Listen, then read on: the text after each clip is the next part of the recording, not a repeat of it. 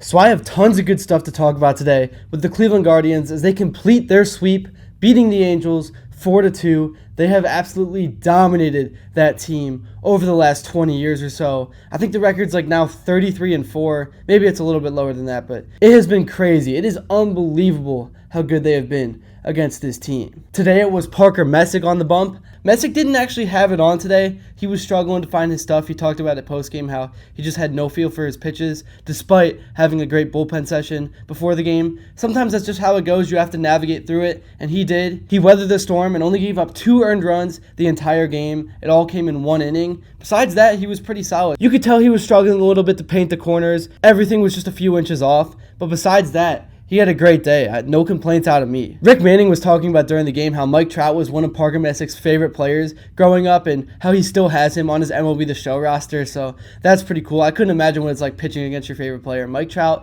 is just an all-timer, man. He struggled today, but yeah, I would be starstruck, so great on him to get him out 4 times in a row. Well, I guess it was 3 times because he only saw him 3 times, but he absolutely executed against one of the best players in Major League Baseball. Very solid outing for Parker Messick overall. We're going to need more of that moving forward as the bottom of the rotation starts to get going. And man, if 1 through 5 we start to get consistency, this team's going to be dangerous. Today's game started out with a solo shot from Angel Martinez. Him and Daniel Schneemann has just been absolutely carrying this offense along with Chase DeLauder. Can't forget him.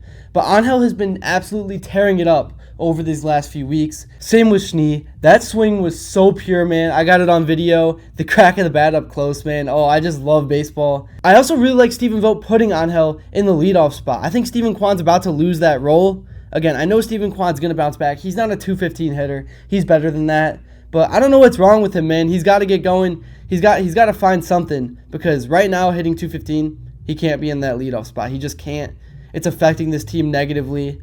So I like the adjustment. I know Kwan didn't play today. I know he'll probably slide right back into the 1 hole the next game. Honestly, in my opinion, I think that you put Travis Bazzana in the 1 hole. I like Jose being number 2. And then maybe you put Chase DeLauder 3 and then whoever you want between Rhys Hoskins or Kyle Manzardo based on the matchup. Then you put Angel 5 and then maybe you even put Stephen Kwan 6.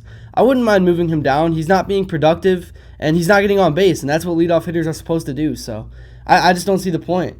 I'm fine with him moving to 6, even maybe the 8 hole behind Rocchio. Then it's like you have 3 leadoff hitters in a row with him, Roque, and then Bazzana. I don't know. I'm curious to hear what you guys think. The Guardians' offense today got started early, just like they have in the past 2 games. They're off to a 3-0 lead. David Fry hit the second run in on a little chopper ground ball, and then I believe it was a sac fly that drove in the 3rd run. The Angels ended up leaving their starter in just 1 batter too long. Travis Bazzana hit a floater that landed in the outfield to get on base. And then it was Daniel Schneemann with the clutch opposite field hit to give the Guardians a big insurance run, and the bullpen took it from there. I know the results statistically are not there yet, and he still struggled, but it really does feel like Jose is starting to find himself and find some sort of rhythm. He's starting to look a little bit more comfortable at the plate. He drew a walk today. Actually, it was a hit by pitch. My mistake. He did not draw a walk, but he got on base. He had a hit robbed from him when he shot a ground ball through the second base gap, but the Angels made a great play. I do like Stephen Vogt moving him up to the 2 hole. I think that gives him a little bit of protection when you move Chase DeLauder in that 3 spot. I don't know. Something had to change, so I like it. Usually the saying goes, if it ain't broke, don't fix it, but I think the reverse is true as well, so